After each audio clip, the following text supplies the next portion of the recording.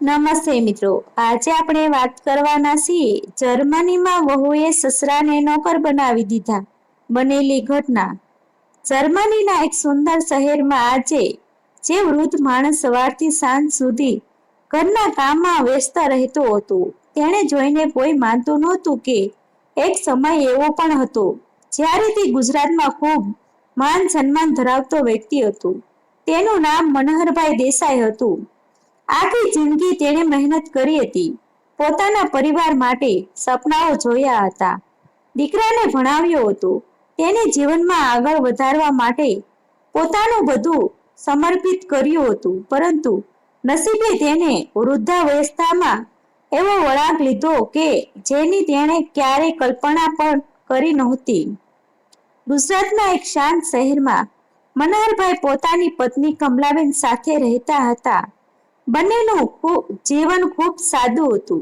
પૈસા ભલે ખૂબ વધારે ન હતા, પરંતુ મનની શાંતિ ઘણી હતી। મનોહરભાઈ વર્ષો સુધી વેપાર કરતા રહ્યા હતા। ધીમે ધીમે બચત કરીને તેને પોતાનું ઘર બનાવ્યું હતું। એક જ દીકરો અમિત હતો। અમિત બાળપણથી જ હોશિયાર હતો। માતા પિતાએ તેના અભ્યાસમાં ક્યારેય કોઈ કમી રહેવા દીધી નહોતી।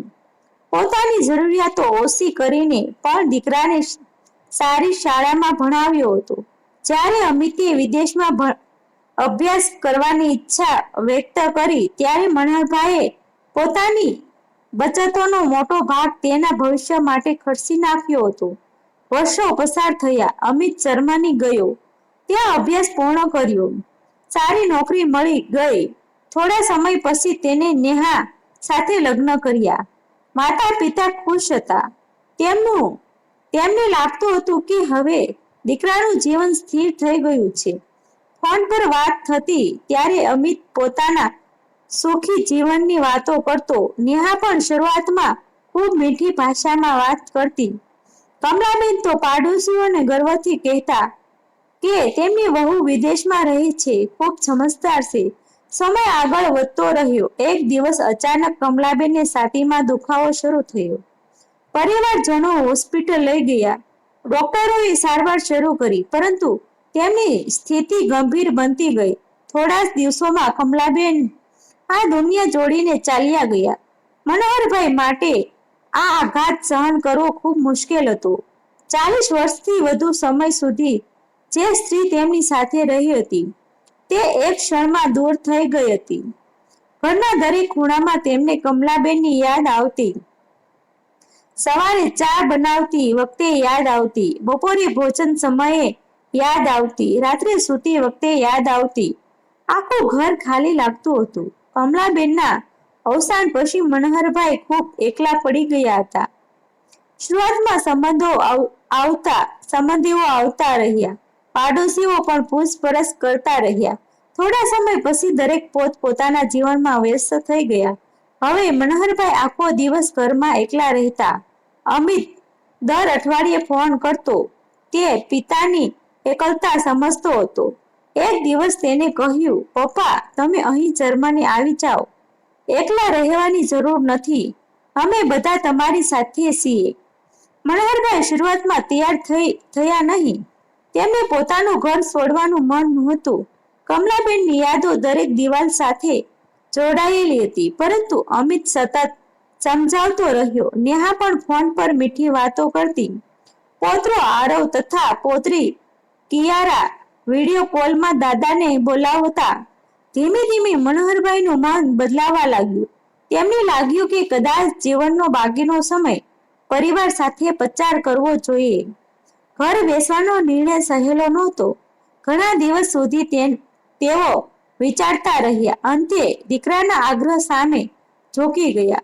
ઘર વેચી દીધું, જીવનભરની બચત ગોઠવી, જરૂરી સામાન સાથે જર્મની જવા નીકળી પડ્યા। એરપોર્ટ પર પહોંચ્યા ત્યારે તેમની આંખોમાં આંસુ હતા। પોતાના દેશથી દૂર જવાનું દુઃખ હતું, પરંતુ દીકરા સાથે રહેવાની આશા પણ હતી। જર્મની પહોંચ્યા ત્યારે શરૂઆતના દિવસો ખૂબ સારા રહ્યા। એરપોર્ટ પર અમિત આખા પરિવાર સાથે આવ્યો હતો। આરવ દોડીને દાદાને ભેટ્યો, કિયારાએ હાથ પકડી લીધો, નેહાએ પણ ખૂબ સ્નેહ બતાવ્યો. મનહરભાઈનું હૃદય ખુશીથી ભરાઈ ગયું. તેમને લાગ્યું કે હવે જીવનની બધી મુશ્કેલીઓ પાછળ રહી ગઈ છે. પહેલા 2 અઠવાડિયા આનંદમાં પસાર થયા. શહેર ફરવા ગયા, બાળકો સાથે સમય પસાર કર્યો, પરિવાર સાથે ભોજન લીધું. પરંતુ પછી ધીમે ધીમે વાતાવરણ બદલાવા લાગ્યું. એક સવારે નેહાએ કહ્યું કે ઘરના કચરાના થેલા બહાર મૂકી આવો. મનહરભાઈએ કોઈ વાંધો લીધો નહીં. તેમને લાગ્યું કે ઘરના સભ્ય તરીકે મદદ કરવી ખરાબ નથી. બીજા દિવસે નેહાએ કહ્યું કે બાળકોને સ્કૂલ બસ સ્ટોપ સુધી મૂકી આવો. મનહરભાઈ ખુશીથી તૈયાર થઈ ગયા.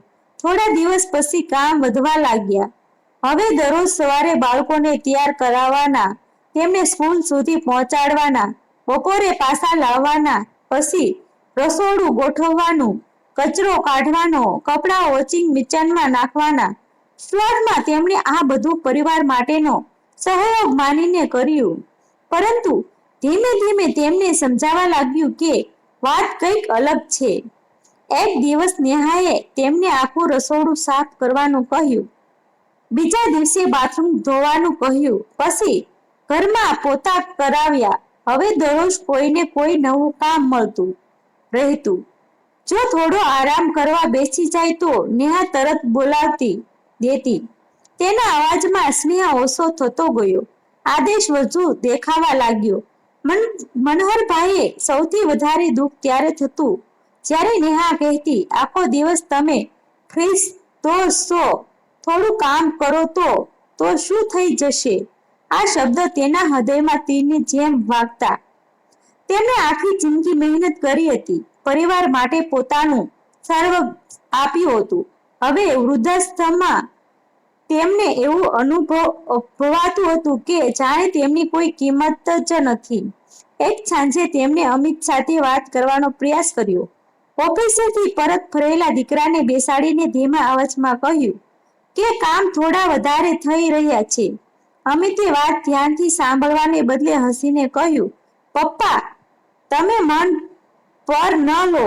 નેહા ઘર સંભાળે છે, તેને મદદ મળી જાય છે, એટલું જ છે. આ જવાબ સાંભળીને મનહરભાઈ ચૂપ થઈ ગયા. તેમને આશા હતી કે દીકરો તેમની લાગણી સમજશે, પરંતુ એવું થયું નહીં. સમય જતાં સ્થિતિ વધુ ખરાબ થવા લાગી. હવે નેહા ઘણીવાર ઊંચા અવાજમાં વાત કરતી, કોઈ કામ સમયસર ન થાય તો ગુસ્સો કરતી, ક્યારેક બાળકોની સામે પણ ટોકતી. મનહરભાઈ અંદરથી તૂટી રહ્યા હતા, તેમ છતાં પૌત્રો માટે બધું સહન કરતા હતા. એક દિવસ નેહાના કેટલાક મિત્રો ઘેર આવ્યા. બધા ડ્રોઈંગ રૂમમાં બેઠા હતા. મનહરભાઈ રસોડામાં ચા તૈયાર કરી રહ્યા હતા. ત્યારે નેહા હસતા હસતા પોતાની મિત્રોને કહી રહી હતી, અમારા ઘરે તો મફત કેરટેકર છે, બાળકોનું ધ્યાન રાખે છે, ઘરનું કામ કરે છે, અમને અલગથી કોઈ રાખવાની જરૂર નથી. રૂમમાં બેઠેલા લોકો હસવા લાગ્યા. આ શબ્દો મનહરભાઈના કાન સુધી પહોંચ્યા. તેમના હાથ કંપી ઉઠ્યા, આંખોમાં પાણી આવી ગયું, પરંતુ તેમણે કોઈને કંઈ કહ્યું નહીં. તે રાત્રે તેઓ લાંબા સમય સુધી ઊંઘી શક્યા નહીં. કમલાબેનનો ફોટો હાથમાં લઈને બેઠા રહ્યા. તેમને લાગતું હતું કે જો કમલાબેન જીવતા હોત તો કદાચ આ દિવસ જોવા ન પડ્યો હોત. તેમને જીવનમાં અનેક મુશ્કેલીઓ જોઈ હતી, પરંતુ પોતાના જ પરિવાર પાસે આ પ્રકારનું અપમાન સહન કરવું સૌથી કઠિન લાગતું હતું. આ દરમિયાન અમિતે એક નવો વિષય શરૂ કર્યો. તેણે કહ્યું કે જર્મનીમાં એક સારું રોકાણ કરવાની તક છે. થોડા પૈસા મળે તો ભવિષ્યમાં મોટો ફાયદો થઈ શકે. મનહરભાઈએ કોઈ શંકા કર્યા વગર પોતાની બચતમાંથી મોટી રકમ આપી દીધી. તેમને દીકરા પર સંપૂર્ણ વિશ્વાસ હતો. થોડા મહિનામાં બીજી વખત પણ પૈસા માંગવામાં આવ્યા. ફરીથી તેમને આપી દીધા. હવે તેમની પાસે પોતાની જરૂરિયાત માટે પણ બહુ ઓછા પૈસા બચ્યા હતા. એક દિવસ સવારે નાની વાતને લઈને નેહા ખૂબ ગુસ્સે થઈ ગઈ. તેણે ઊંચા અવાજમાં કહ્યું, આ ઘર તમારું નથી, અમે રાખીએ છીએ એટલે અહીં રહો છો. અમારા નિયમ પ્રમાણે રહેવું હોય તો રહો, નહીં તો અમારી મરજી. આ શબ્દ સાંભળીને મનહરભાઈ શબ્દ થઈ ગયા. તેમના હોઠ સુકાઈ ગયા, આંખોમાં આંસુ આવી ગયા. સામે ઉભેલો દીકરો અમિત પણ કંઈ બોલ્યો નહીં. તે ક્ષણે મનહરભાઈએ સમજાઈ ગયું કે તેઓ પોતાના ઘરમાં નહીં, પરંતુ એક એવા સ્થળે રહે છે જ્યાં તેમનું સન્માન હવે બાકી રહ્યું નથી. તે રાત્રે તેઓ પોતાના રૂમમાં એકલા બેઠા રહ્યા. કમલાબેનનો ફોટો સામે રાખ્યો, આંખોમાં આંસુ વહેતા રહ્યા. આખી રાત એક જ વિચાર ચાલતો રહ્યો. કદાચ હવે જીવનનો સૌથી મોટો નિર્ણય લેવાનો સમય આવી ગયો હતો. આખી રાત વિચાર કર્યા પછી બીજા દિવસે વહેલી સવારે મનહરભાઈએ પોતાનો નાનો બેગ તૈયાર કર્યો. ઘરમાં કોઈ જાગે તે પહેલા તેઓ શાંતિથી બહાર નીકળી ગયા. તેમના મનમાં હવે કોઈ ગુસ્સો નહોતો, માત્ર દુઃખ હતું. તેઓ સીધા પોતાના જૂના મિત્ર મહેન્દ્રભાઈ પાસે પહોંચ્યા. મહેન્દ્રભાઈ વર્ષોથી જર્મનીમાં રહેતા હતા. મિત્રને અચાનક પોતાની સામે જોઈ તેઓ ચોંકી ગયા. જ્યારે મનહરભાઈએ છેલ્લા ઘણા મહિનાથી વાત કહી ત્યારે મહેન્દ્રભાઈની આંખો પણ ભીની થઈ ગઈ. તેમને મનહરભાઈને પોતાના ઘરમાં રહેવાની વ્યવસ્થા કરી. ઘણા દિવસ પછી મનહરભાઈને શાંતિનો અનુભવ થયો. બીજી તરફ જ્યારે અમિત ઓફિસેથી ઘરે આવ્યો ત્યારે પિતા ક્યાંય દેખાયા નહીં. શરૂઆતમાં બધાને લાગ્યું કે તેઓ આસપાસ ફરવા ગયા હશે, પરંતુ કલાકો પસાર થયા છતાં કોઈ ખબર મળી નહીં. હવે ચિંતા વધવા લાગી. આરવ તથા કિયારા પણ દાદાને શોધવા લાગ્યા. આખરે મહેન્દ્રભાઈને ફોન આવ્યો. તેમણે અમિતને મળવા બોલાવ્યો. ત્યાં પહોંચીને અમિતે પોતાના ચહેરા પર મહિનાઓથી જમા થયેલું દુઃખ જોયું. મહેન્દ્રભાઈએ સ્પષ્ટ શબ્દોમાં કહ્યું કે વૃદ્ધ માણસને આશરો નહીં, સન્માન જોઈએ. પોતાના જ ઘરમાં જો અપમાન મળે તો દુનિયાનું કોઈ સુખ કામનું નથી. તે રાત્રે અમિતને ઊંઘ આવી નહીં. તેણે પોતાના વર્તન વિશે વિચાર્યું. પિતાએ બાળપણથી લઈને આજ સુધી તેના માટે કરેલા ત્યાગ યાદ આવ્યા. બીજી સવારે તેની નેહા સાથે ગંભીર વાત કરી. આરવ તથા કિયારાએ પણ કહ્યું કે દાદા ઘણીવાર એકલા બેસીને રડતા હતા. બાળકોના શબ્દોએ નેહાને અંદરથી હચમચાવી દીધા. તેને પોતાની ભૂલનો અહેસાસ થયો. થોડા દિવસ પછી અમિત તથા નેહા મહેન્દ્રભાઈના ઘરે પહોંચ્યા. બંને મનહરભાઈ સામે હાથ જોડીને ઊભા રહ્યા. નેહાની આંખો આંસુ હતા. તેને કહ્યું, પપ્પા, મેં ખૂબ મોટી ભૂલ કરી, મને માફ કરી દો. અમિત પણ પિતાના પગે પડી ગયો. મનહરભાઈ થોડો સમય મૌન રહ્યા. પછી ધીમેથી બોલ્યા, માફી શબ્દોથી નહીં, વર્તનથી મળે છે. આ પછી કેટલાક અઠવાડિયા સુધી અમિત નિયમિત રીતે પિતાને મળવા આવતો રહ્યો. ધીમે ધીમે મનહરભાઈનો વિશ્વાસ પાછો આવ્યો. આખરે પૌત્રોના આગ્રહ પર તેઓ ફરી દીકરાના ઘરે ગયા. આ વખતે વાતાવરણ બદલાઈ ગયું હતું. નેહા તેમને પરિવારના વડીલ તરીકે માન આપવા લાગી. એક સાંજે આખો પરિવાર સાથે બેઠો હતો. ત્યારે મનહરભાઈએ સ્મિત સાથે કહ્યું, માતા પિતા ઘરના નોકર નથી હોતા, તેઓ એ મૂળ હોય છે જેના કારણે પરિવારનું વૃક્ષ ઊભું રહે છે.